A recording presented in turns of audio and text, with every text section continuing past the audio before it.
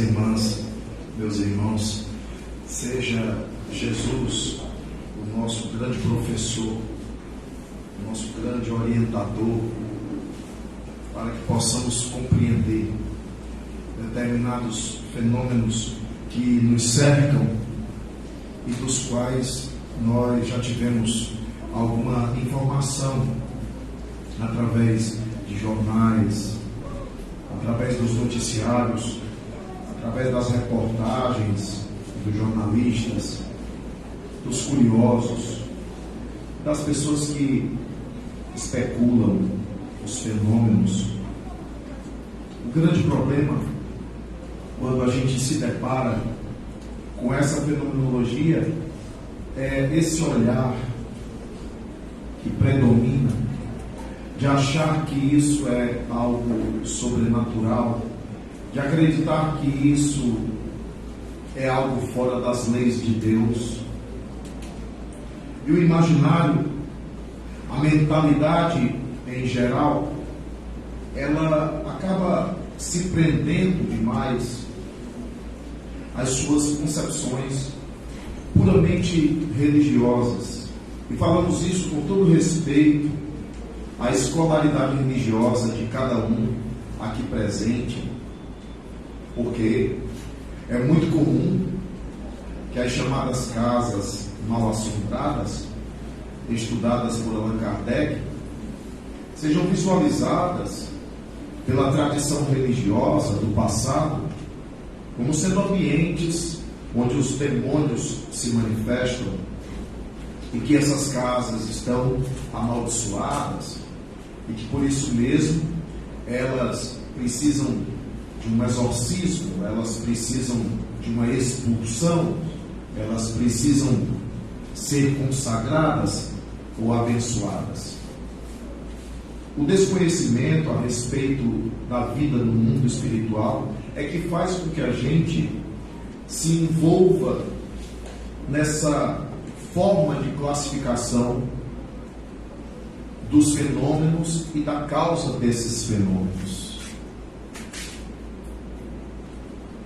A ignorância a respeito do que nos tornamos depois da morte é a grande chave de entendimento desse tema. Eu gostaria que nesse momento você procurasse fazer uma autoanálise, olhasse um pouquinho para você, já que a gente tem tanto costume de olhar para a vida alheia, olhar para o outro. Vamos aproveitar esses momentos para olhar um pouquinho para si mesmo. E aí você vai respondendo na sua mente a essas perguntas. Como é que você é? Você é calmo? Você é sereno ou serena? Você é uma pessoa impulsiva, irrefletida? Você é uma pessoa alegre? Como é? Você é triste? Você é uma pessoa que quer resolver tudo no braço? Quer resolver no grito? Como é que você é? Como é seu comportamento? Como é sua psicologia? Porque a tradição religiosa do passado, que ainda permanece em algumas mentalidades e ainda é estágio da maioria planetária, imagina que quando você sair desse corpo, você se transforma num ser de luz, num anjo, ou você se transforma num demônio, ou você vai ser castigado no inferno, ou você vai merecer a salvação, e aí você é completamente transformado. E o problema está no fato do seu filho ir para o inferno e você ir para o céu. Ou então, no fato de você ir para o inferno e seu filho ou seu pai ir para o céu. E para resolver esse problema, a explicação que dão é de que a pessoa esquece de quem ama. Aí ela vai viver um céu de amnésia, Um céu que esquece de quem ama, porque tem que esquecer, afinal de contas, aquela pessoa foi lá para o inferno.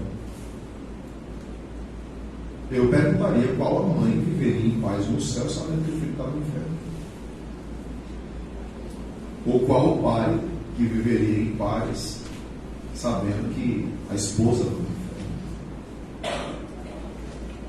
Essa visão dúplice, essa visão binária, essa visão dual que se estabeleceu mediante um pensamento medieval que ainda permanece no mundo, ela é uma visão que foge a toda a bondade de Deus, que foge a toda e qualquer lógica,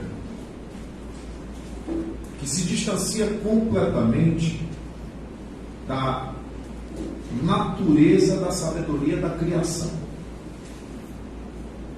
e foge completamente a uma lei chamada lei de amor, que é a lei que Jesus veio nos anunciar com o seu Evangelho. Para tentar aliviar isso, foi criado conceptualmente a ideia de purgatório, para ver se alguma alma do inferno consegue purgar para poder passar para o céu e assim algumas famílias poderem se reencontrar nesse céu. Mesmo assim, muitas outras respostas ficaram incompletas, ou vagas, ou equivocadas. Porque crianças que nem tiveram tempo sequer de pecar, elas também falecem, elas também encontram o fenômeno biológico da morte. E aí criaram para elas o limbo, um lugar de hiato espiritual, em que essas crianças ficariam. E tudo isso é muito vago e muito superficial, e efetivamente não responde, e nem dialoga com a bondade, a justiça e a sabedoria de Deus.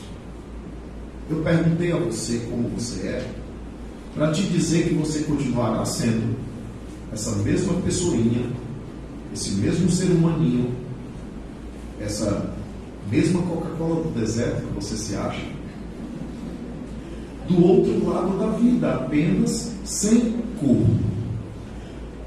O que aconteceu no golpe da natureza é que essa natureza retomou o que é da natureza corpórea e material.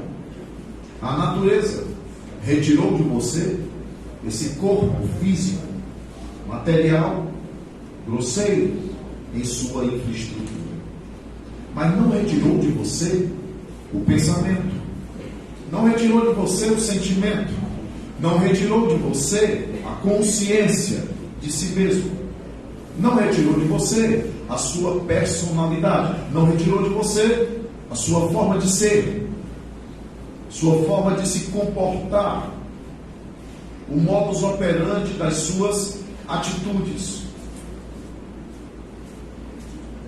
O que significa dizer que você do outro lado continua sendo a mesmíssima pessoa, sintonizado especificamente com as pessoas que sentem, pensam, agem e se comportam como você. O seu grupo, a sua turma, a sua tribo, a sua praia, como dizem os jovens. Então, do outro lado da vida, você encontra os seus afetos e até também os seus desafetos. Você encontra as suas afinidades. Você encontra as pessoas com as quais você tem endividamento emocional, afetivo. Do mesmo jeito eles com você. Você encontra todas essas pessoas numa dimensão que não pode ser uma dimensão completamente diferente desta aqui. Tente imaginar você ser lançado num ambiente completamente diverso. Nem sua mente suportaria, e você surtaria, enlouqueceria. Por isso, a ideia de universos paralelos é só uma analogia verbal. Eu não estou aqui, de maneira alguma, cometendo a heresia de colocar a física quântica na minha palestra, porque a física quântica é para os quânticos, não é para os espíritas. E a gente não pode se apropriar, né, de uma ciência quando ela tem uma epistemologia completamente diferente da epistemologia espírita. O espiritismo tem o seu próprio modus operandi de entendimento científico, assim como a física, a química, a biologia e as demais ciências têm sua própria natureza de pensar. Mas pensando no paralelismo, pensando na multicamada, pensando nessa grande cebola, já cortaram a cebola? É cheia de camadas. A gente precisa entender que quando a camada é mais próxima da Terra, ela precisa ter parecença, semelhança com a Terra. Senão a gente não suportaria essa nova realidade. Nossos desencarnados, numa carta consoladora, não contam tudo, não vão contar tudo. As cartas elas vão vir com alguns detalhes, mas não vão dizer tudo a respeito do mundo espiritual. O suicida que escreve para a mãe, ele não vai relatar os desafios todos que ele enfrentou do outro lado da vida, como é que ele enfrentou, porque a carta precisa consolar. Mas se fosse uma reunião especializada de estudo, aí sim, esses espíritos poderiam entrar em mais detalhes, porque a intenção da reunião é que determina o conteúdo da reunião. Se a intenção é séria e instrutiva, os espíritos vão investir nessa intenção de instrução. Então, é parecido. Mas apesar de ser parecido, e é parecido exatamente para nos ajudar no desapego. É parecido com construções, estruturas semelhantes a prédios, exatamente para que a psicologia do indivíduo possa suportar a realidade diversa.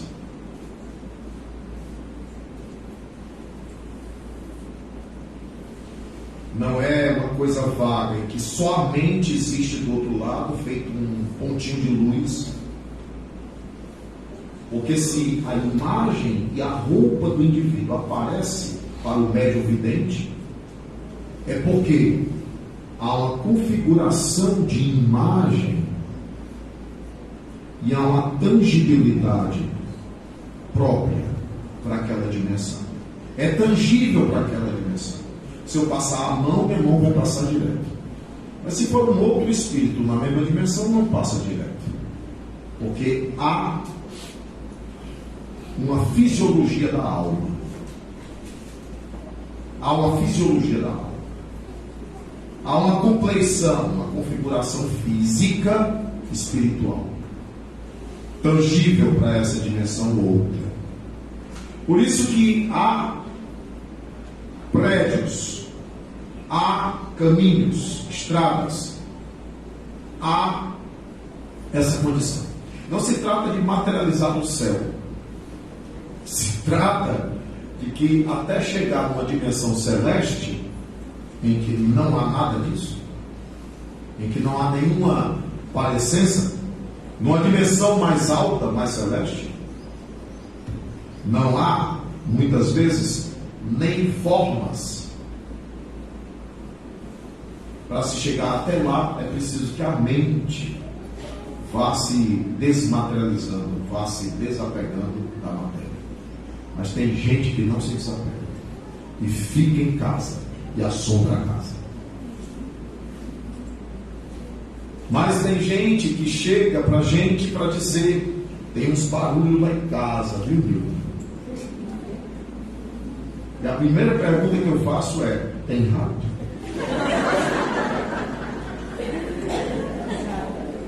Porque a gente que vem de fora da doutrina, a gente vem com a cabecinha cheia de caraminhola e de misticismos, cheia de espetacular e de sobrenatural, porque a gente andou assistindo uns filmes por aí. E aí a gente pensa que o filme é a realidade, E a gente pensa que qualquer barulho é espírito. E a pessoa diz: eu senti um arrepio. Foi o vento dele. Essa mania de pensar que tudo é espiritual pode se tornar doentio. Semelhante ao hipocondríaco, que pensa que está doente de tudo. Você chegar para o hipocondríaco e dizer: estou com dor de cabeça, o bichinho já estou também. E se ele vê você tomando um remedinho, eles têm mais um. Porque a pessoa pode adoecer de transferir para os espíritos as suas próprias responsabilidades. Eu participei de uma reunião mediúnica antiga, daquela das mesas bem pesadas, a cadeira pesada, em que um espírito levantou a cadeira para bater no tal do doutrinador. E aí, terminada a sessão, o pessoal apavorado com aquele médium, e o médium dizendo que foi o espírito. Ou o espírito vociferando através do médium.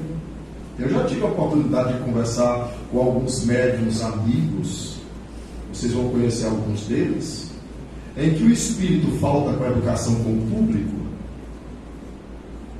e briga com o público. E eu cheguei para o médium e disse: por que isso? E o médium disse que, ora, o espírito tem vontade própria, o espírito, ele também se ofende. Os espíritos não são superiores, ele também tem suas opiniões. Eu disse: pois é, e os espíritos também têm que ter educação. Não, mas eu não posso interferir porque são os espíritos. Não, nós também educamos os espíritos.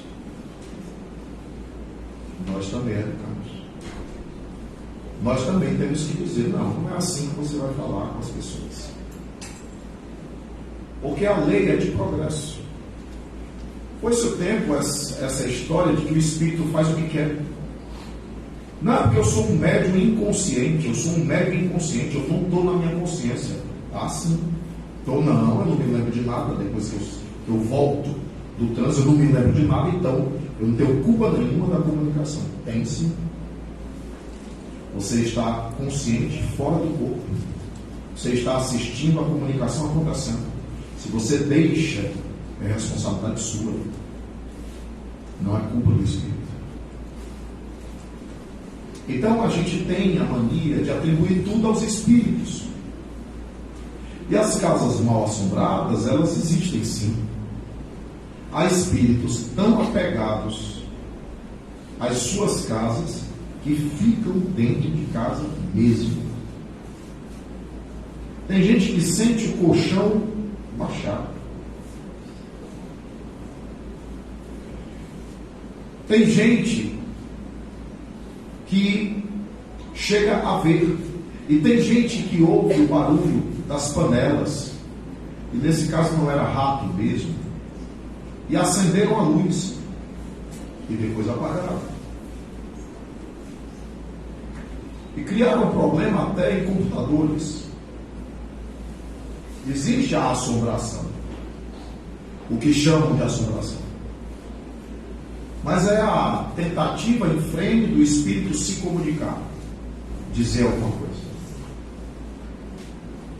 As irmãs Fox, que foram envolvidas em 1000 polêmicas, inclusive tendo mentido e se desviado por questões de natureza financeira, depois tendo que reconhecer que tinham errado, e aí depois de terem mentido, perderam completamente a credibilidade. Mas havia um homem que tinha sido enterrado naquela casa em Hydesville, um homem chamado Charles B. Rosman. Ele era um mascate, foi roubado pela própria família, a qual ele estava tentando vender alguns produtos. E a família, para se livrar do corpo, colocou ele dentro da parede.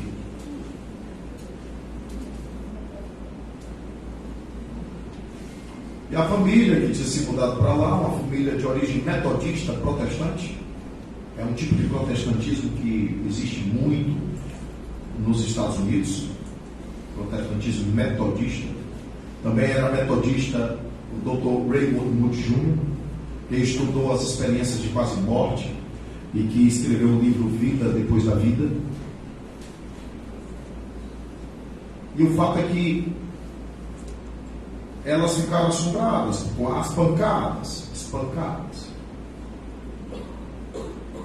Eram chamados de raps, não são os nossos, mas simplesmente pancadas. E elas convencionaram. Já que eram protestantes, achavam que eram os satanás. Chamavam ele de pé rachado, de bode. Porque tem gente que vê os satanás como se fosse um homem e um bode ao mesmo tempo. E até hoje o povo dos bodes pagam. Você não sabe não dessa conversa. Os bodes hoje pagam como animais que fossem amaldiçoados, impuros. E o fato é que elas convencionaram. Uma batida letra A, duas batidas letra B. E elas passaram a se comunicar com ele. Foi quando ele revelou. Fizeram escavações. E depois de muito trabalho, encontraram as ossadas dele na casa. Sim, pode acontecer isso. Pode acontecer de algumas almas ficarem extremamente perturbadas porque o corpo não foi encontrado. Pode acontecer. Pode acontecer das almas ficarem perturbadas porque o crime não foi solucionado. Pode acontecer. Eu digo mais para vocês. Pode acontecer dessas almas inspirarem os investigadores, inspirarem os delegados, inspirarem para poderem solucionar o crime. Mas tudo isso passa pela permissão divina. Deus precisa permitir a solução desses quadros, desses casos, dessas situações. Sem a permissão de Deus, nada disso acontece. E quando Deus permite, tem um propósito superior.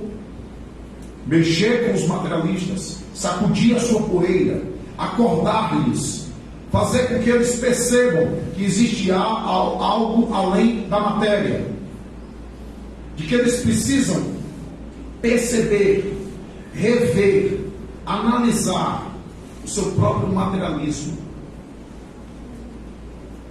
Por isso, a função das casas mal assombradas, até hoje, tem a ver com a necessidade de fazer as pessoas perceberem essa realidade espiritual. Porque vamos ser sinceros uns com os outros. Nós somos materialistas, nós somos egoístas, nós somos hipócritas, nós normalmente queremos viver uma vida de aparência e fizemos o nosso castelo de areia a vida terrena. A vida terrena é nosso castelo de areia. Por isso, meu parente não pode morrer. Por isso eu sou revoltado. Eu não posso aceitar que meu parente morreu. Pode morrer o do vizinho. Mas o meu parente eu não aceito que morreu, não. Eu sou uma pessoa privilegiada, não é? Eu estou acima de todos. Então o materialismo, ele precisa sim ser avassalado por esses fenômenos contundentes. Porque se não for assim, muitas pessoas sequer conseguem perceber que precisam pensar sobre isso. O fenômeno da casa mal assombrada é um fenômeno contundente. Os livros voam, as pedras rolam pelo chão. E as pessoas muitas vezes são empurradas. Falar de casa mal assombrada, imagine se eu falasse de Vaticano mal assombrado.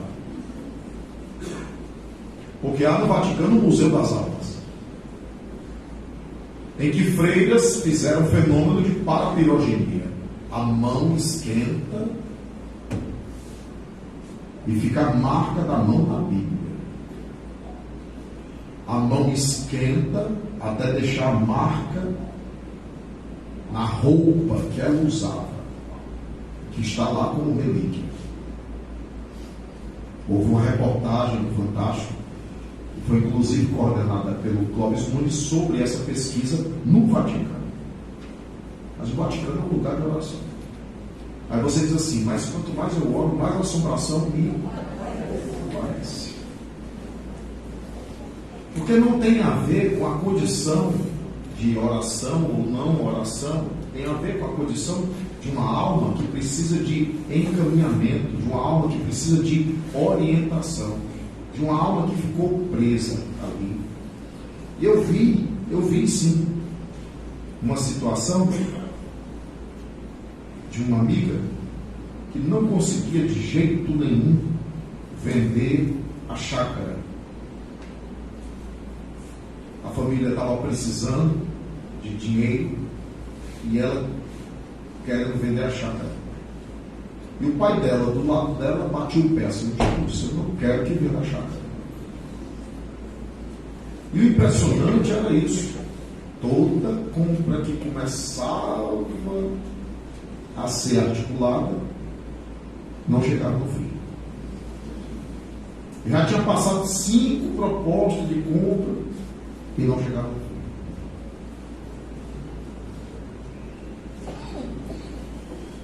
Tivemos que orar, vibrar, e depois de muitos meses, ele se manifestou numa reunião mediúnica aqui, na casa de Francisco.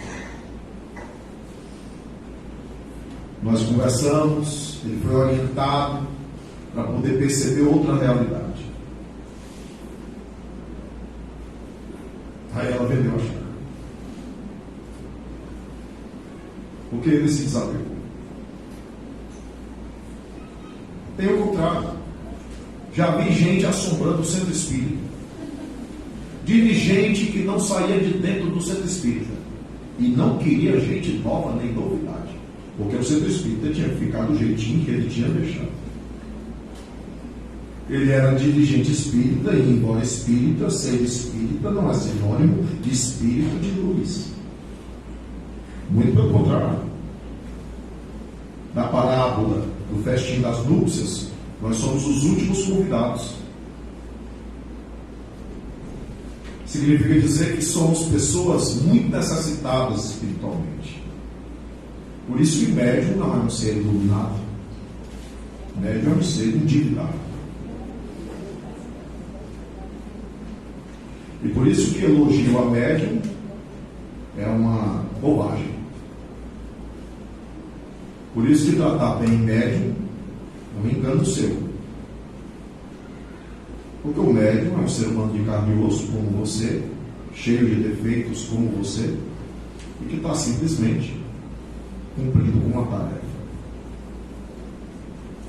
Tarefa que é um crédito da misericórdia divina para tentar fazer com que ele se resgate em seu passado reencarnatório. Por isso, precisamos reposicionar a mediunidade no campo do Evangelho. E um alerta a vocês, um alerta grande, um alerta a vocês depois que vocês descobriram que espírito pode escrever, que cartas podem existir. Um alerta a vocês, um alerta aos papacartas, um alerta aos viciados em cartas, um alerta aos desesperados por cartas, um alerta aos loucos por cartas. Por quê? Porque sua necessidade extrema de ter notícia do outro lado faz com que você imagine que isso é automático, que isso é fácil, faz com que você imagine que se não escreveram é porque não quiseram, e às vezes não é porque não quiseram, porque não tinham preparo, não é porque não quiseram, é porque a emoção não permitiu, não é porque não quiseram, é porque não sabiam mobilizar a mente do médium. Não é porque não quiseram, é porque não foram autorizados. Não é porque não quiseram, é porque não foram escolhidos para escrever. Não é porque não quiseram, é porque perceberam que se escrevessem a carta numa família tão cheia de religiões diversas, a carta ia servir muito mais a discussões, conflitos e confusões do que qualquer problema. Não escreveram porque a intenção da carta era que a assinatura pudesse autorizar o repasse do terreno. Não escreveram porque a intenção era pegar a carta e esfregar na cara do irmão para mostrar para o irmão que o Espírito existe e convencer o irmão do Espiritismo. Não escrevem. Então existem muitos motivos para não escrever. Existe muita vontade de escrever, como existe a vontade de receber. Mas tudo isso depende de Deus. Então, cuidado com a loucura pela carta, porque a necessidade de crer pode ser maior do que qualquer coisa. Vivemos uma situação vexatória num determinado centro espírita. Nós tínhamos terminado de psicografar e todos os trabalhos tinham sido encerrados. E uma mãe e uma filha literalmente se agarraram comigo. E a mãe olhou para mim, agarrada pela blusa, quase rasgando mesmo a blusa. A mãe olhou para mim e disse: eu só saio daqui quando você receber a carta do meu filho. Eu nunca tinha passado por isso, vivendo o paraíso que eu vivo aqui, que afinal de contas sou eu que dirijo essa casa. Então eu fui moldando o trabalho com vocês e fui criando as condições para que vocês se educassem para essa reunião, que importante se diga, é uma reunião doutrinária de estudos espíritas, que por ocasião pode acontecer dos espíritos escreverem cartas, mas ninguém garante carta aqui. Eu não posso garantir. Para esse grupo espírita eu tive que esclarecer: por que vocês botaram no cartaz reunião de cartas consoladoras, se eu não posso garantir que eu vou psicografar? Não depende de mim, depende dos espíritos. Como é que você está garantindo para as pessoas que elas vão para receber carta? Então a gente teve que dizer como é que ele deveria fazer. Nem palestra ia ter. O que aconteceu foi que eu não sabia o que fazer. Eu pedi um socorro danado do mundo espiritual. A outra lá, arrastada para outra cadeira, eu pedi que deixasse ela lá, que depois eu ia conversar com ela. Eu não sabia o que dizer, e eu, meu Deusinho, me ajude aqui na mente, a mulher chorando e dizendo: já passei por muito lugar, já fui a muito centro espírita, não recebo carta do meu filho, você tem que receber a carta do meu filho, eu acredito, eu creio, tudo mais. E aí nessa hora que me apareceu foi o doutor Bezerra de Menezes. Fazia tempo que eu não via, fazia tempo que ele não aparecia para mim. E aí eu estou dizendo isso para poder vocês entenderem que é raro o doutor Bezerra de Menezes aparecer, tá? Porque também virou uma moda, né? Doutor Bezerra aqui, ali, acolá, em todo canto. E só tem médico de Solonópolis que foi para o Rio de Janeiro. Mas não tem médico de Fortaleza, no mundo espiritual. Só aparece André Luiz, Sheila, Chico, Fritz. O Fritz nem mais atua na Terra. Eu tenho um compromisso com a verdade. Então eu digo aqui abertamente, eu sei que eu estou na internet. O Fritz nem atua mais na Terra. O André Luiz já reencarnou.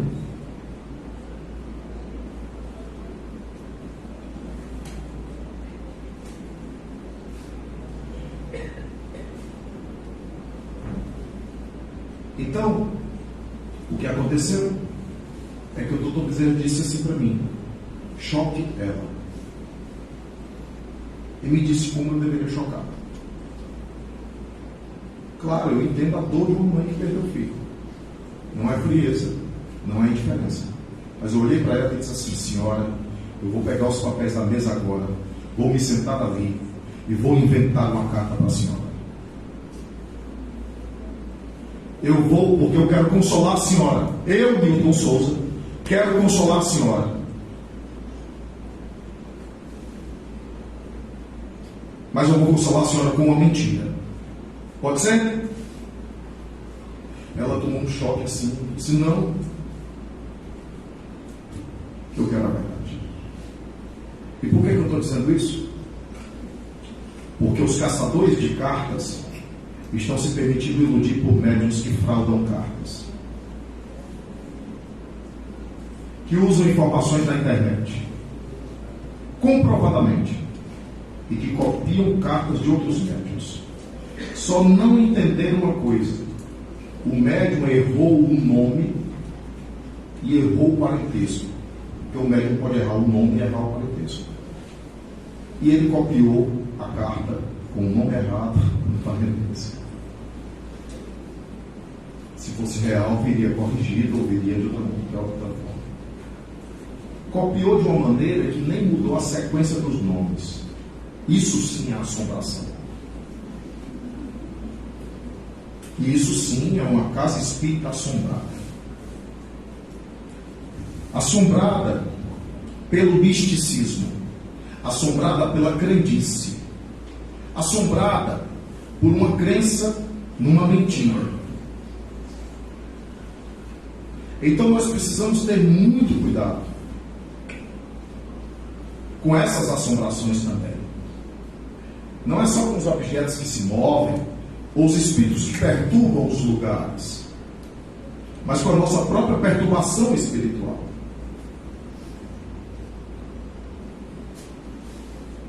Me preocupa muito o destino das curas e das cartas. Eu vibrei de alegria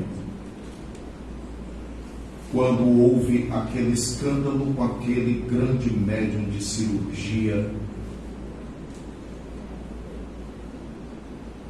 que não era espírita, era católico. Eu visitei lá, tinha pirâmide, imagem, pessoal tudo de branco, não sei porquê. Não sei porquê.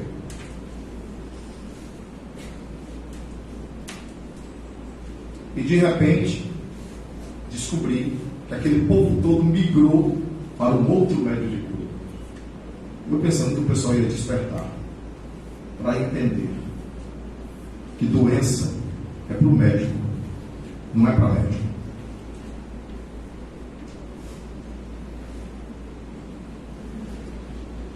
Então deveria deixar o médium para os pobrezinhos que não podem pagar plano de saúde.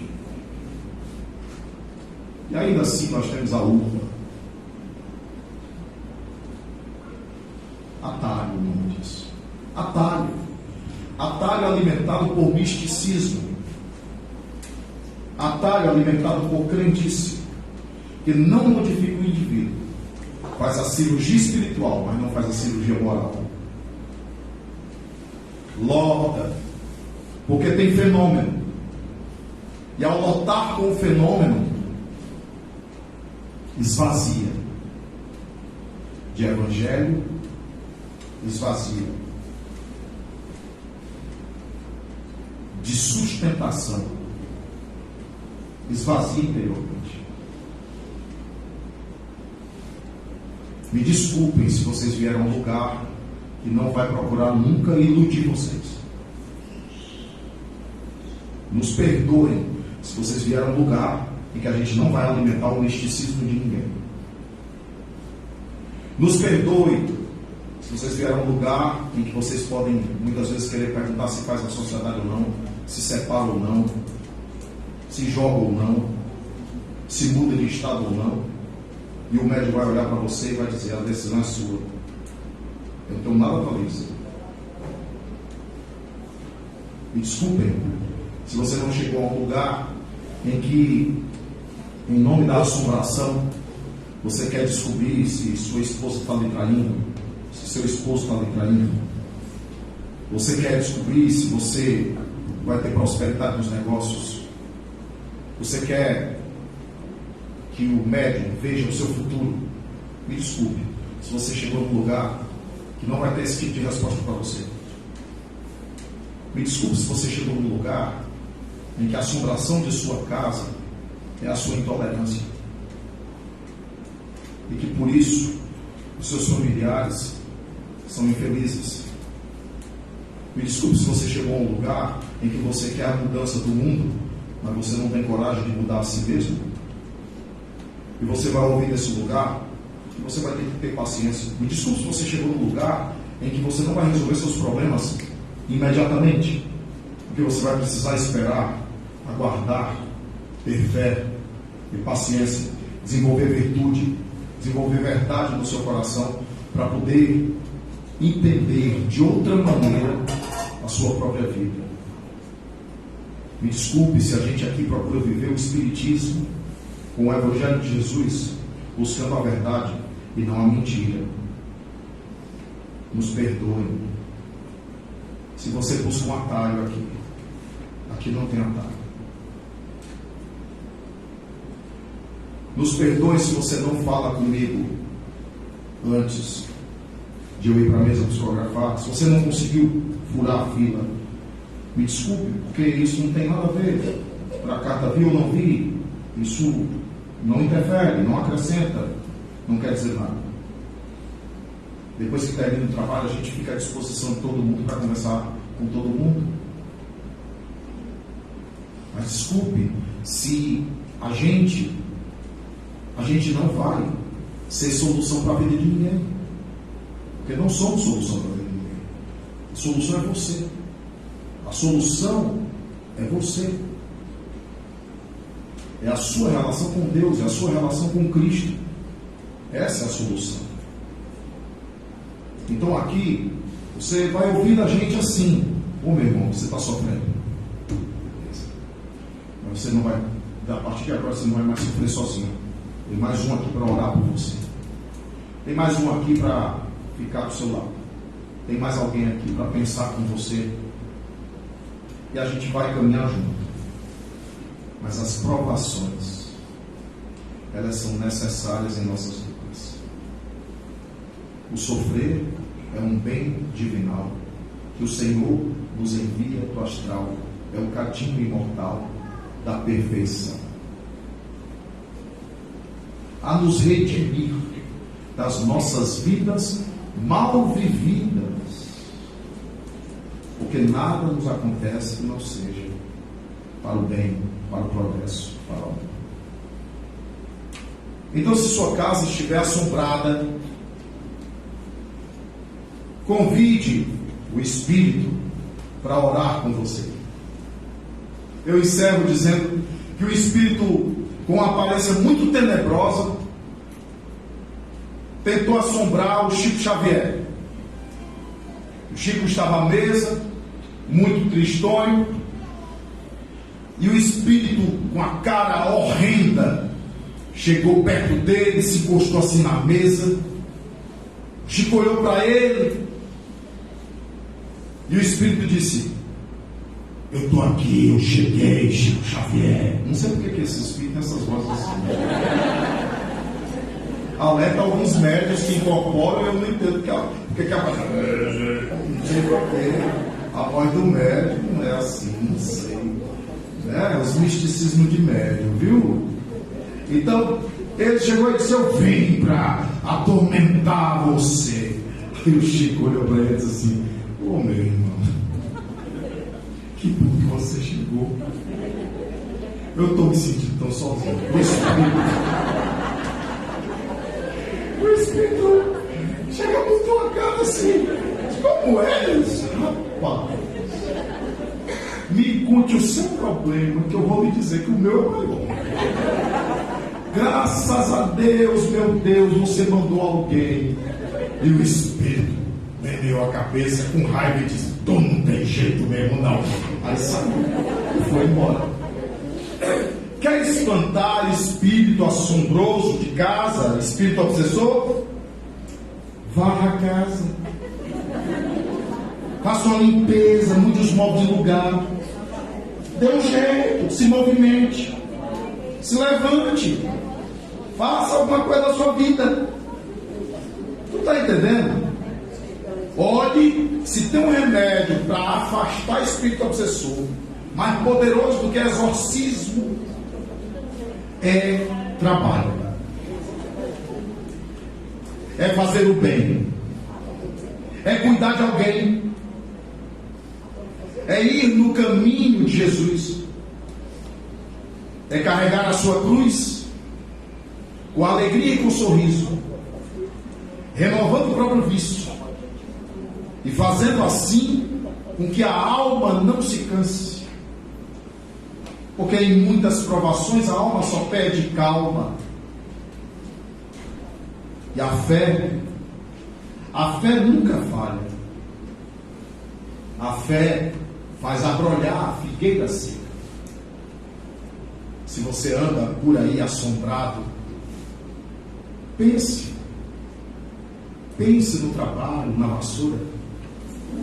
Pense em descascar batata. Chore, nem que seja cortando cebola. Mas saia do campo e se liberte urgentemente desse seu misticismo. Se liberte urgentemente desse clima de sobrenatural. Encare tudo isso como algo que faz parte da nossa natureza humana. E ajude o espírito obsessor a ser uma pessoa melhor. Sabe como? Eu faço assim com os meus. Quando eles me fustigam e aparecem, eu digo: eu hoje vou para a casa de Francisco. Querem ir comigo? Tem deles que não vêm, mas já consegui arrastar um bocado.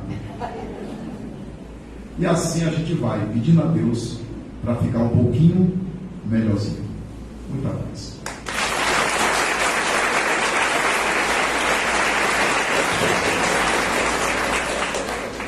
Antes que os caça-cartas fiquem preocupados, eu vou voltar para a mesa.